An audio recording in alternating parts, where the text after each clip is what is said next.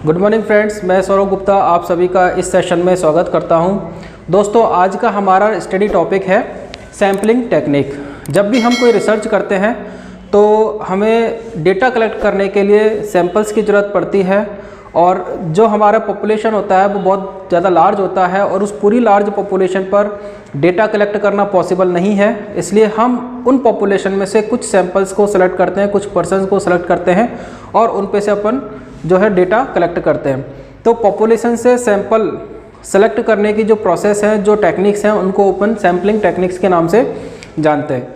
तो इस टॉपिक में आगे बढ़ने से पहले इस टॉपिक में हम क्या क्या स्टडी करेंगे तो उसका हम एक ओवरव्यू ले लेते हैं। पॉपुलेशन के बारे में हम लोग सीखेंगे, सैंपल क्या होता है, पॉपुलेशन क्या होता है, सैम्पलिंग फ्रेम क्या होता है, सैंपल साइज क्या होते हैं। इसके अलावा टाइप्स ऑफ सैम्पलिंग जो कि दो प्रकार की होती है, probability sampling and non probability sampling.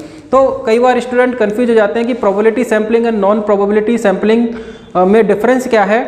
इसके अलावा हमें हमारी रिसर्च को लेकर के कौन सी सैम्पलिंग टेक्निक यूज़ करनी चाहिए, तो आज हम इन सभी बातों के बारे में इस वीडियो के अंदर सीखेंगे। तो इस वीडियो को आप ध्यान से देखें और लेक्चर के अंत तक बने रहें ताकि जो भी ज़रूरी इन्फॉर्मेशन है वो आप लोगों तक पहुंच सके और कोई भी डिटेल मिस ना हो। क्योंकि अगर बीच में से कोई भी पार्ट मिस हो गया तो फिर वो आपकी जो कंटिन्यूटी है वो ब्रेक हो जाएगी और पूरा टॉपिक समझ में नहीं आएगा। तो चलिए शुरू करते हैं। तो सबसे पहले हम जानेंगे कि पॉपुलेशन और सैंपल इन दोनों का मतलब क्या है। हमारा कोई भी रिसर्च टॉपिक है, जैसे हम लोग नर्सिंग फील्ड से हैं तो हमारे जो पॉपुलेशन या सैंपल्स होती हैं वो सब्जेक्ट्स होते हैं, पेशेंट्स हो सकते हैं, पब्लिक हो सकती है, कोई भी स्टाफ हो सकता है। तो वो सभी पर्सन जो कि हमारी स्टडी का हिस्सा बन सकते हैं। जैसे फॉर एग्जांपल अगर आप सपोज कीजिए कि आप नर्सेज के ऊपर स्टडी करना चाहते हैं, तो वो सभी नर्सेज जो कि आपकी स्टडी का हिस्सा बन सकती है वो आपकी क्या हो गई, पॉपुलेशन। आपने कहा कि नर्सेज कोई किसी भी हॉस्पिटल में जो भी काम वर्क कर रही हो या जो कि रजिस्टर्ड हो, जो भी आपका क्राइटेरिया है उसके अकॉर्डिंग आप जो भी पॉपुलेशन सेलेक्ट करोगे, जो भी नर्सेज सेलेक्ट करोगे वो आपकी क्या हो गई, पॉपुलेशन। लेकिन अगर हम नर्सेज की बात करें, ऑल इंडिया में बहुत सारी नर्सेज होंगी जिनके नंबर्स अनलिमिटेड हैं और उन सभी नर्सेज से हम डेटा कलेक्ट नहीं कर सकते। तो उसके लिए हम क्या करेंगे, हम इन नर्सेज में से कुछ नर्सेज को सेलेक्ट करेंगे जिनके ऊपर हम अपना डेटा कलेक्ट करेंगे। तो जिन नर्सेज को हम सेलेक्ट कर रहे हैं वो नर्सेज हमारी क्या हो जाएंगी, सैंपल। तो अगर हम इसकी डेफिनेशन से समझने की कोशिश करें तो what is population, all person that can B part of your study. वो सभी लोग जो कि हमारी स्टडी का हिस्सा हो सकते हैं वो है पॉपुलेशन, और उन लोगों में से हम कुछ लोगों को सेलेक्ट करते हैं जिनके ऊपर हम डेटा कलेक्ट करेंगे, वो होता है हमारा सैंपल। मतलब समझने वाली बात क्या है यहाँ पर कि हम जो डेटा है वो पॉपुलेशन से कलेक्ट नहीं करेंगे और नहीं कर सकते क्योंकि ये प्रैक्टिकली पॉसिबल नहीं है। पॉपुलेशन बहुत लार्ज ग्रुप होता है और लार्ज ग्रुप के ऊपर डेटा कलेक्ट करने के लिए हमारा टाइम भी ज़्यादा लगता है, इसके अलावा हमारा इन्वेस्टमेंट भी लगता है और ज़्यादा हमें ट्रैवलिंग की भी ज़रूरत पड़ सकती है। तो इन सभी चीज़ों को अवॉइड करने के लिए हम सेलेक्टेड कुछ लोगों को सेलेक्ट करते हैं और उनको अपना सैंपल मानते हुए उनके ऊपर स्टडी करते हैं। अब ध्यान रखने वाली बात क्या है कि ये जो सैंपल हम लोग ले रहे हैं वो सैंपल इस तरीके का होना चाहिए कि ये इस पूरी पॉपुलेशन को रिप्रेजेंट करे। मतलब ये पॉपुलेशन के जो कैरेक्टरिस्टिक्स हैं वो सभी कैरेक्टरिस्टिक्स इस सैंपल के अंदर मौजूद होने चाहिए। अब इसका मतलब क्या है, हमारी पॉपुलेशन में अगर हम जेंडर की बात करें तो इसमें मेल एंड फीमेल ये दोनों कैरेक्टर्स प्रेजेंट होंगे। तो अगर हम सैंपल सेलेक्ट कर रहे हैं तो हमें इस चीज़ का ध्यान रखना है कि सैंपलिंग में भी ये दोनों कैरेक्टरिस्टिक्स प्रेजेंट होने चाहिए। मेल एंड फीमेल दोनों पार्टिसिपेंट्स हमारी सैंपल्स के अंदर इंक्लूड होने चाहिए। तो हम कह सकते हैं कि जो सैंपल्स है वो हमारी पॉपुलेशन को रिप्रेजेंट करता है। अब इन्हीं चीज़ों को ध्यान में रखते हुए सैम्पलिंग टेक्निक्स दी गई हैं जो कि प्रोबेबिलिटी और नॉन प्रोबेबिलिटी सैम्पलिंग टेक्निक्स हैं जिनके बारे में हम आगे डिस्कस करेंगे। तो सैम्पलिंग टाइप्स पर आगे बढ़ने से पहले हम ये दो टर्म्स को और समझ लेते हैं कि सैम्पलिंग फ्रेम क्या होता है और सैंपल साइज को हम कैसे कैलकुलेट करते हैं।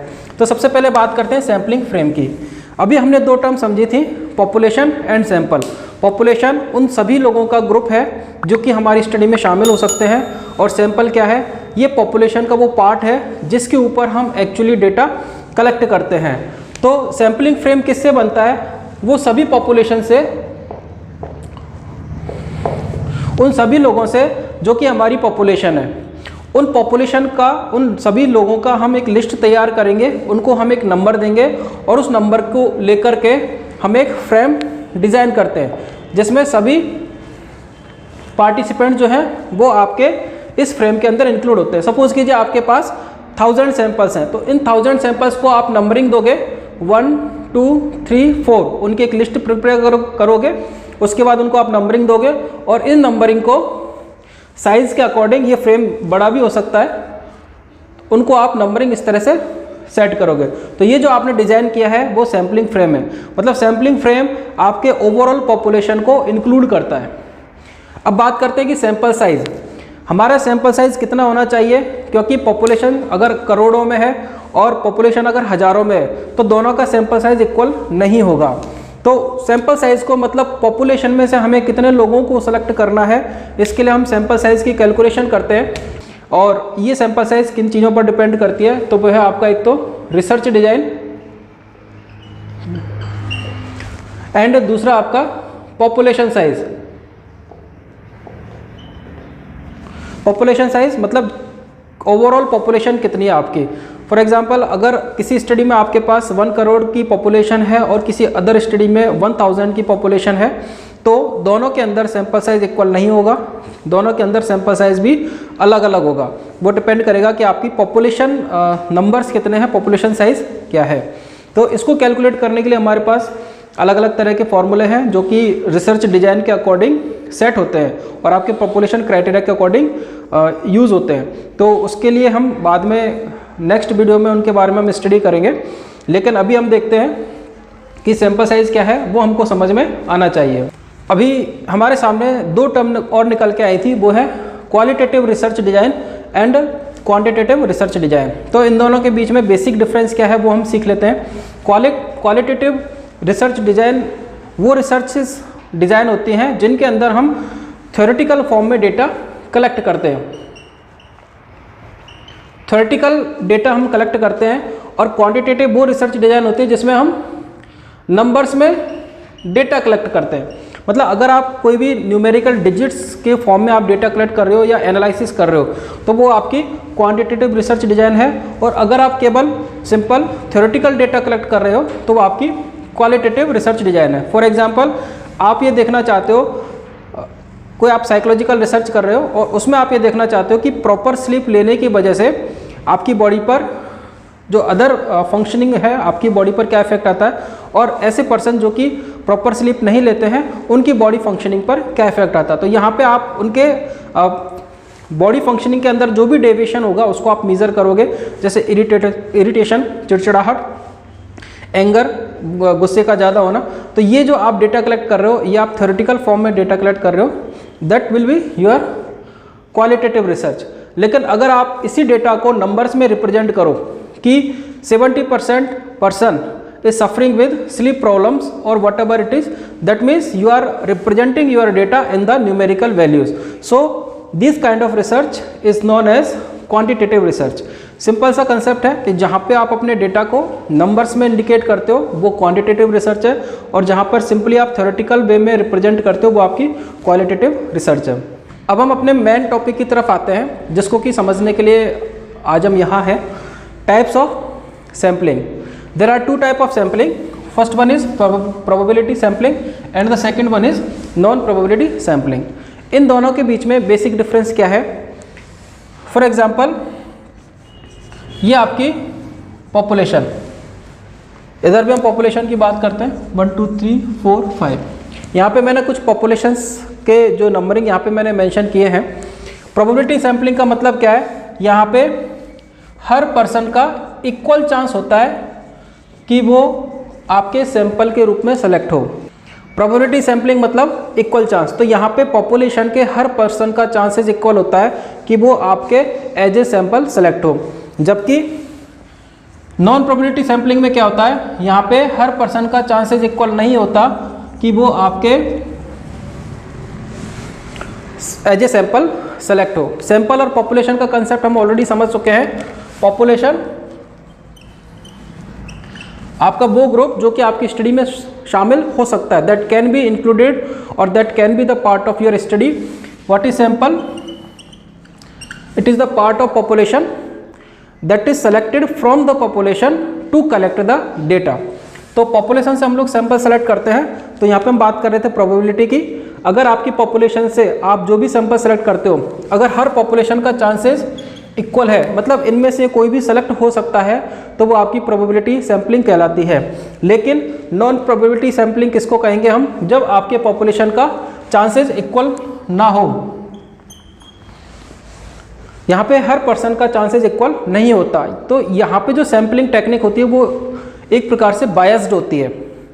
जैसे आपने कहा कि आप किसी क्लास के अंदर स्टडी आप करने जा रहे हो, तो आपने कहा कि मैं केवल ऐसे स्टूडेंट्स को सेलेक्ट करूंगा जिनके लास्ट एग्जाम में मार्क्स 60% से ज़्यादा हैं। तो मतलब आपने क्या किया कि उस क्लास के अंदर ऐसे स्टूडेंट जिनके मार्क्स 60% से कम है, आपने उनके सेलेक्ट होने की संभावनाएं खत्म कर दी।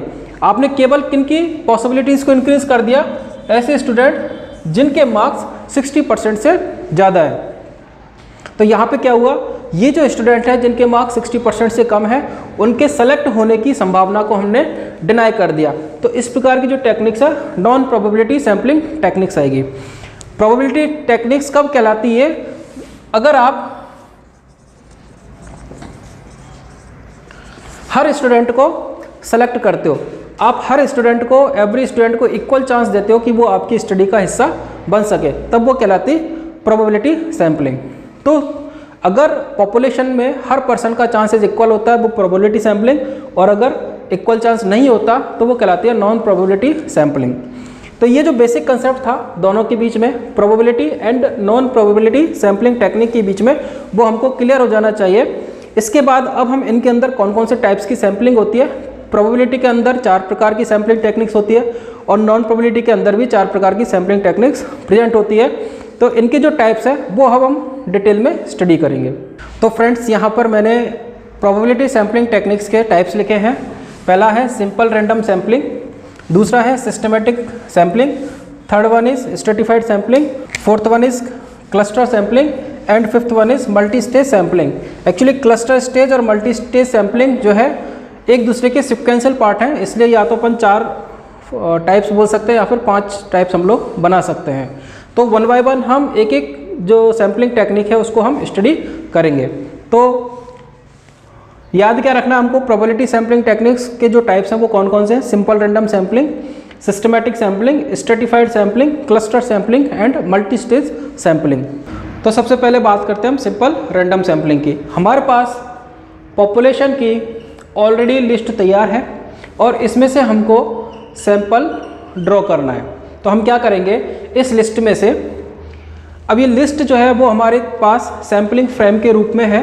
जैसे मैंने आपको फ्रेम बना के बताया था कि किस तरह का फ्रेम होता है। तो आप यहाँ पर आपकी पॉपुलेशन के अकॉर्डिंग ये फ्रेम डिज़ाइन करेंगे। ये फ्रेम आपके पॉपुलेशन साइज़ के अकॉर्डिंग बड़ा भी हो सकता है और छोटा भी हो सकता है। ठीक है, यहाँ पे मैंने एक सैंपल डायग्राम बना करके आपको बताया और यहाँ पर आप अपनी पॉपुलेशन के नंबरिंग को यहाँ पर आप मेंटेन करोगे। तो मैंने यहाँ पर 24 कैंडिडेट है अपने पॉपुलेशन के अंदर, उसमें से अपन को 6 कैंडिडेट सेलेक्ट करने हैं। तो अब इसके क्या क्या टेक्निक्स हैं कि हम किस तरीके से पर्सन्स को रैंडमली सेलेक्ट करें। तो सबसे पहला आता है लॉटरी मेथड। लॉटरी मेथड में हम क्या करते हैं, हर एक इंडिविजुअल की, हर एक पर्सन की एक चिट बनाते हैं और उस चिट को एक बॉक्स के अंदर डालते हैं। फिर उस बॉक्स को हम शेक करते हैं ताकि वो चिट आपस में मिक्स हो जाए। उसके बाद रैंडमली हम उसमें से 6 चिट निकाल लेते हैं, क्योंकि हमको कितने सैंपल सेलेक्ट करने हैं, 6। तो आपकी स्टडी के अकॉर्डिंग आपको कितने सैंपल सेलेक्ट करने हैं, उतने सैंपल्स की चिट आप निकाल लीजिए और वो आपकी स्टडी का क्या हो जाएंगे, सैंपल्स बन जाएंगे। तो ये जो मेथड कहलाता है, जो अभी हमने डिस्कस किया था, वो कहलाता है लॉटरी मेथड।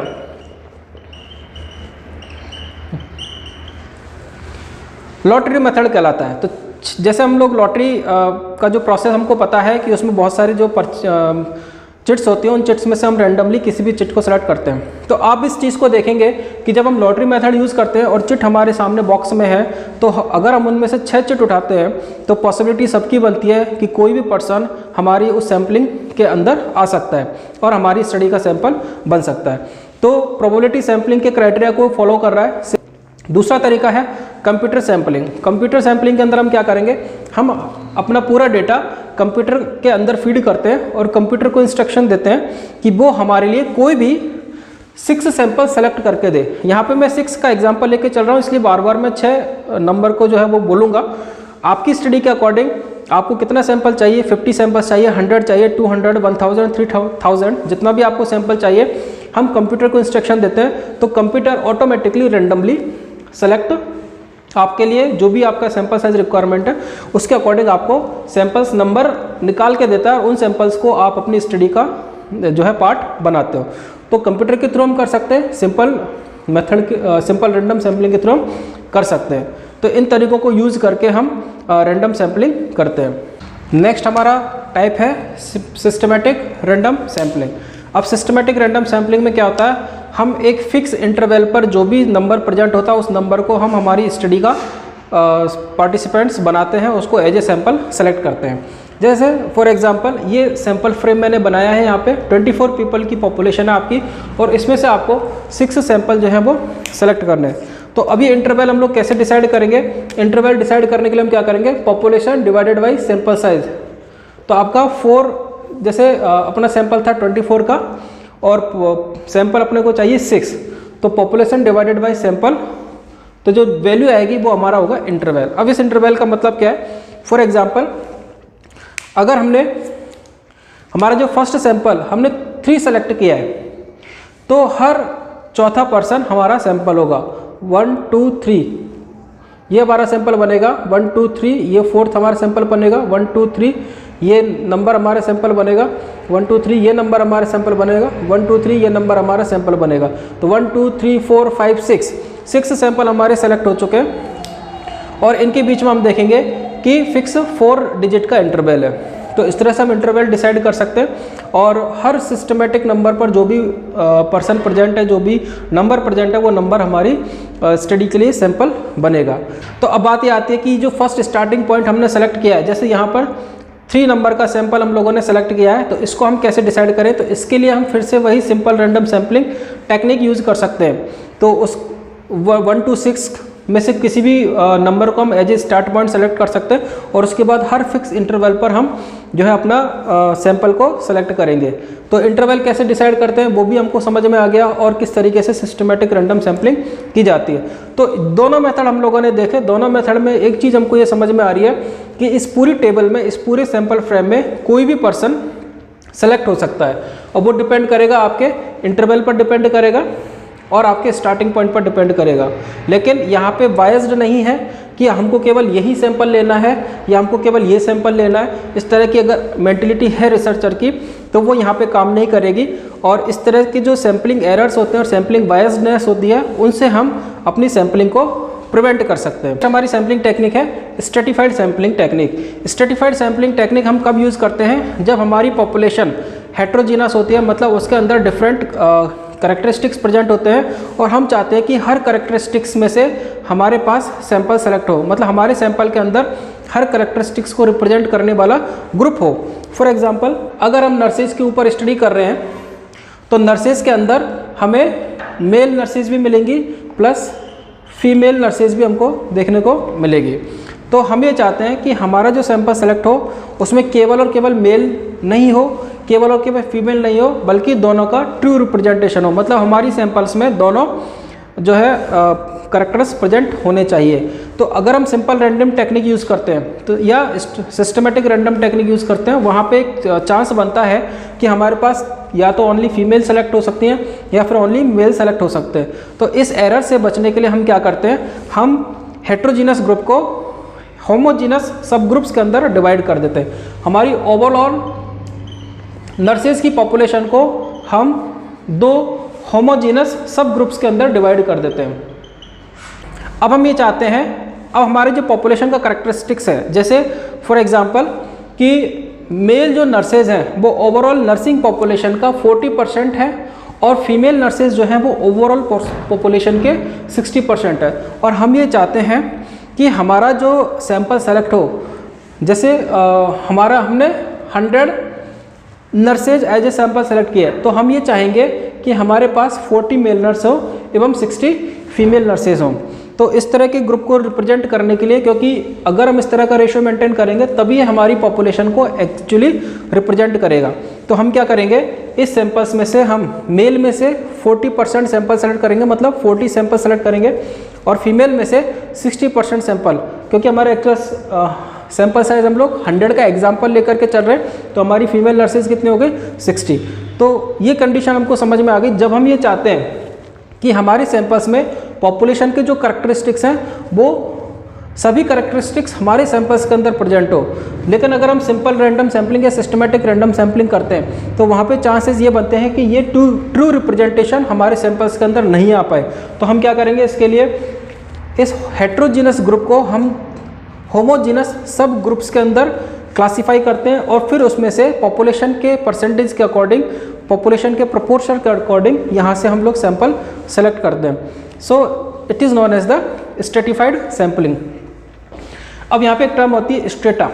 स्ट्रेटा क्या होती है कि ये जो दो सब ग्रुप्स हमने बनाए, मेल और फीमेल का एग्जाम्पल हम लोग लेकर के चल रहे हैं, तो ये जो दो सब ग्रुप्स हमने बनाए हैं ये कहलाते हैं स्ट्रेटा। क्या कहलाते हैं? Strata. One strata, second strata. तो ये स्ट्रेटा है, इसलिए इस टेक्निक को अपन बोलते हैं स्ट्रेटिफाइड सैम्पलिंग टेक्निक। अब हमारी नेक्स्ट सैम्पलिंग टेक्निक है क्लस्टर और मल्टी स्टेज सैम्पलिंग। ये सैम्पलिंग टेक्निक्स हम तब यूज़ करते हैं जब हमारे पास पॉपुलेशन बहुत ज़्यादा लार्ज जियोग्राफिकल एरिया में सिचुएटेड होती है। जैसे फॉर एग्जांपल अगर हम अडल्ट्स पॉपुलेशन ऑफ इंडिया इसको लेकर के कोई स्टडी कर रहे हैं, तो यहाँ पे हम देखेंगे कि जो जियोग्राफिकल लोकेशन है वो बहुत ज़्यादा बड़ी है, लार्ज है, और इतने लार्ज पॉपुलेशन को हम सैम्पलिंग फ्रेम के अंदर मैनेज करें, प्लस उसमें से हम रैंडम सैम्पलिंग क्रिएट करें, तो ये हमारे लिए पॉसिबल नहीं हो पाता। अब इसके लिए हम क्या करेंगे, फॉर एग्जांपल जैसे अगर हम इंडिया को लेकर के, इंडिया में किसी पॉपुलेशन को लेकर के हम लोग स्टडी कर रहे हैं, तो हम क्या करेंगे, इंडिया के अंदर क्लस्टर्स बनाएंगे। जैसे राजस्थान के अंदर, इसके अलावा एमपी, इसके अलावा जितने भी स्टेट हैं इन सबको क्लस्टर्स बनाएंगे और इन क्लस्टर्स को हम रैंडमली सेलेक्ट करेंगे। तो हम यहाँ पे क्या करते हैं, स्ट्रेटा में हमने क्या किया था, स्ट्रेटा के अंदर भी हमने ग्रुप्स बनाए थे और क्लस्टर सैम्पलिंग के अंदर भी हम लोग ग्रुप्स बना रहे हैं, ठीक है। अब राजस्थान की हम बात करें तो हर तरह की पॉपुलेशन होगी, जैसे मेल एंड फीमेल, यहाँ पे भी इस तरह की पॉपुलेशन होगी, इस तरह की पॉपुलेशन अदर स्टेट्स में भी होगी। लेकिन हम यहाँ पे क्या कर रहे हैं कि ये जो क्लस्टर्स हैं हम सीधे क्लस्टर्स को सेलेक्ट कर रहे हैं, बजाय हम पॉपुलेशन को सेलेक्ट कर रहे हैं, हम सीधे क्या कर रहे हैं, क्लस्टर्स को सेलेक्ट कर रहे हैं। तो ये होती है क्लस्टर सैम्पलिंग। अब बात करते हैं मल्टी स्टेज सैम्पलिंग की। मल्टी स्टेज सैम्पलिंग क्या होती है, जैसे हमने ये क्लस्टर्स बनाए, मल्टी स्टेज सैम्पलिंग में भी सेम क्लस्टर्स बनेंगे, लेकिन अब क्या होता है, जैसे आप देखिए कि राजस्थान, अब राजस्थान की पॉपुलेशन भी बहुत ज़्यादा है, एमपी की पॉपुलेशन भी बहुत ज़्यादा है, तो इस ओवरऑल पॉपुलेशन को भी स्टडी करना हमारे लिए पॉसिबल नहीं है। तो हम क्या करेंगे, फर्दर इसके अंदर क्लस्टर्स क्रिएट करेंगे और क्लस्टर हम डिस्ट्रिक्ट वाइज बना सकते हैं।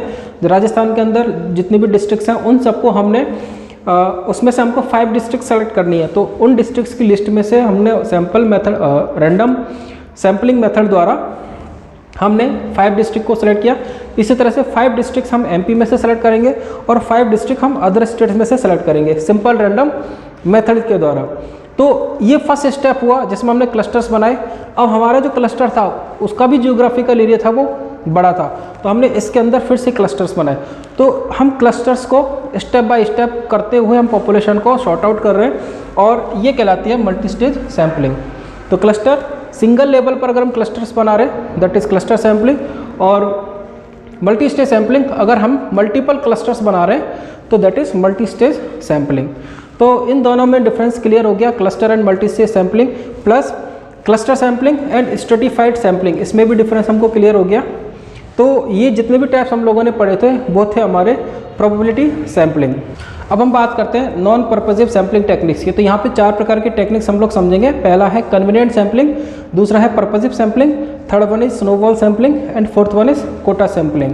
तो 1 बाय 1 हम देखते हैं। कन्वीनियंट का मतलब ऐसा सैंपल जो कि हमको आसानी से मिल सके या जो हमारे लिए एक्सेसिबल हो सके। तो इस सैंपल में क्या होता है, हम यहाँ पे रैंडम मेथड यूज़ नहीं करते, मतलब जितना भी पॉपुलेशन हमको मिलता जाता है हम उन पॉपुलेशंस को सभी को अपनी स्टडी में शामिल कर सकते हैं। जैसे अगर हम ओल्ड एज पर्सन पर कोई स्टडी करना चाहते हैं तो हमको ये पता है कि ओल्ड एज पर्सन कहाँ कहाँ हमको मिल सकते हैं जहाँ पे हम इजीली उनसे डेटा कलेक्ट कर सकें। तो पार्क इवनिंग और मॉर्निंग वॉक के टाइम पर अगर वो पार्क में चांसेस ज़्यादा हैं कि वो हमको मिल सके, या फिर ओल्ड एज होम, तो यहाँ पे हमको ईजिली हमारे सैंपल्स मिल सकते हैं। तो हम ऐसी जगह को सिलेक्ट करते हैं जहाँ पे हमको अपने सैंपल्स आसानी से मिल जाए और मतलब सैंपल ढूंढने में हमको कोई परेशानी ना हो, हमारे लिए कन्वीनियंट हो। तो जितनी भी एक्सेसिबल पॉपुलेशन है उन सबको हम सैंपल में सेलेक्ट करते हैं और इस प्रकार की टेक्निक कहलाती है कन्वीनियंट सैम्पलिंग टेक्निक। नेक्स्ट है हमारा purposive sampling technique. Purposive sampling technique और convenient sampling techniques almost similar है। डिफरेंस क्या है कि जो भी हमारी एक्सेसिबल पॉपुलेशन है, जो भी हमको ईजिली अवेलेबल हो रही है, उन पॉपुलेशंस में से भी हम उन लोगों को सेलेक्ट करते हैं जो एक्चुअली हमारी स्टडी के क्राइटेरिया को फुलफिल करते हैं। अदर पॉपुलेशन को हम रिजेक्ट कर देते हैं। जैसे for example in old age peoples में से अगर आप स्टडी करना चाहते हो कि ऐसे पर्सन कितने हैं जिनकी एज 65 ईयर से ज़्यादा है, मतलब यहाँ पे आपने क्राइटेरिया बना दिया और इस क्राइटेरिया के अकॉर्डिंग अब क्या होगा, आप अपनी इस ओल्ड एज पॉपुलेशन में से उन ओल्डर एडल्ट्स को आप एक्सक्लूड कर देते हो जिनका एज 65 ईयर से कम है और ऐसे पर्सन को सेलेक्ट करते हो जिनका एज 65 ईयर से ज़्यादा है।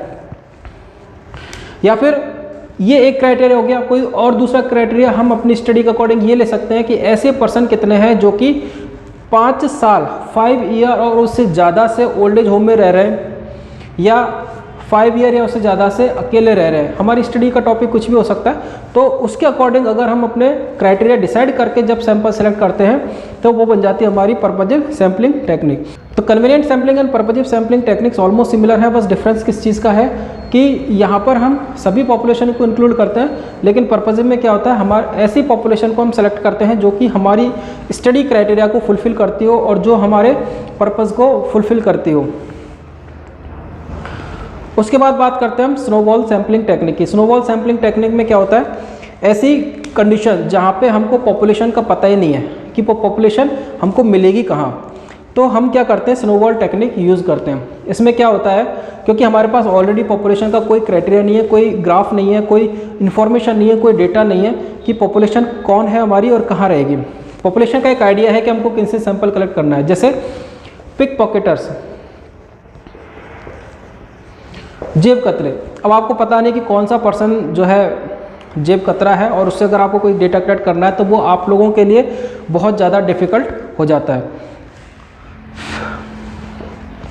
या फिर हमको ऐसे लोगों का डेटा कलेक्ट करना है जिनके पास घर नहीं है, तो ऐसे लोगों को सेलेक्ट करना कि वो आपको कहाँ मिलेंगे जिनके पास घर नहीं है और वो कहाँ अभी प्रेजेंट में कहाँ रह रहे हैं, तो उन लोगों का एक सिस्टमेटिक डेटा भी हमारे पास अवेलेबल नहीं होता।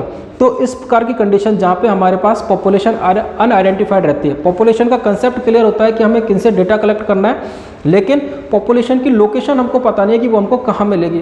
तो उस कंडीशन में हम स्नोबॉल सैम्पलिंग टेक्निक का यूज़ करते हैं। स्नोबॉल टेक्निक में हम क्या करते हैं कि जैसे ये हम रिसर्चर है और हमारे पास हमको कोई भी एक सैंपल ए मिला या हमको और दूसरा सैंपल बी मिला, तो हम क्या करेंगे, अदर सैंपल का एड्रेस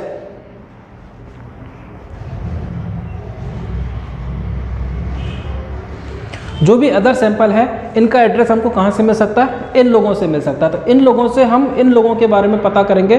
जैसे हमने एक पिक पॉकेटर्स का एग्जांपल लिया था, जेब कतरे का एग्जांपल लिया था, तो वहाँ पे ये एक जेब कतरा है, तो इसको पता होगा कि कौन सा दूसरा पर्सन ऐसा है जो कि पिक पॉकेटर्स का काम करता है। या फिर अगर ये इसके पास घर नहीं है तो इसको पता होगा कि और ऐसे कौन से लोग हैं जिनके पास भी घर नहीं है। तो इन लोगों से हमको इनका आइडिया मिल सकता है, इन लोगों से हमको किसी अदर पर्सन का आइडिया मिल सकता है, इन लोगों से भी मिल सकता है। तो हम क्या करते हैं, एक को कांटेक्ट करते हैं, उससे अदर पर्सन के बारे में हमको जानकारी मिलती है, फिर इन लोगों से हमको अदर पर्सन के बारे में जानकारी मिलती है। इस तरह से हम सैंपल्स को कलेक्ट करते हैं। तो ये जो टेक्निक्स है जहाँ पे हमको पॉपुलेशन की लोकेशन का पता नहीं है, पॉपुलेशन अनआइडेंटिफाइड है, तो इस कंडीशन में हम स्नोबॉल टेक्निक का यूज़ कर सकते हैं। इसके बाद हमारी next sampling techniques quota sampling. Quota sampling और stratified sampling techniques almost similar है। हमने रैंडम सैम्पलिंग टेक्निक के अंदर स्ट्रेटिफाइड सैम्पलिंग टेक्निक के बारे में डिस्कस किया था। तो ये जो टेक्निक है वही टेक्निक ऑलमोस्ट सिमिलर है। यहाँ पे भी क्या होता है, जैसे हम लोग फिक्स परसेंटेज देते हैं, जैसे हमने मेल और फीमेल का एग्जांपल लिया था कि मेल 40% होंगे और फीमेल जो है 60% होंगे। तो ये एक एग्जांपल हम लोगों ने लिया था। तो इसी तरह से कोटा सैम्पलिंग के अंदर भी हम हर सब ग्रुप का एक कोटा डिसाइड कर देते हैं कि इस ग्रुप में से इतने परसेंटेज पॉपुलेशन हमको लेनी है। बस बेसिक डिफरेंस क्या है कि यहाँ पे हम जो सैंपल सेलेक्ट करते हैं वो रैंडम सैम्पलिंग से करते हैं, जबकि यहाँ पर जो हम सैंपल सेलेक्ट करते हैं वो कन्वीनियंट सैम्पलिंग टेक्निक के द्वारा सेलेक्ट करते हैं। So this is the basic difference between the stratified sampling technique and quota sampling. तो दोस्तों आज की इस वीडियो में हमने सैम्पलिंग टेक्निक के बारे में सीखा। और सैम्पलिंग टेक्निक जो है वो जो ऐसे लोग जो कि रिसर्च कर रहे हैं किसी भी फील्ड में हो, यहाँ पे जो है हमने सैम्पलिंग टेक्निक सीखी जो कि हर फील्ड के अंदर जहाँ पे भी आप रिसर्च करोगे ऑलमोस्ट सिमिलर है। और इस टेक्निक्स को लेकर के, इस टॉपिक को लेकर के, इस चैप्टर को लेकर के अगर आपके मन में किसी भी प्रकार का कोई डाउट हो तो आप कमेंट बॉक्स में पूछ सकते हैं और इससे रिलेटेड जो भी क्वेरी होगी हम इसको डिस्कस करके सॉल्व आउट करने की कोशिश करेंगे। बाकी मुझे लगता है कि जितना टॉपिक हम लोगों ने डिस्कस किया है वो आप लोगों को समझ में आ गया होगा, ऐसी मैं उम्मीद करता हूँ। फिर भी अगर कोई डाउट हो तो आप कमेंट बॉक्स में पूछ सकते हैं। तो दोस्तों आज के लिए इतना ही। अगर आपको वीडियो अच्छा लगा हो तो इसको लाइक एंड शेयर ज़रूर कीजिए। Thank you very much.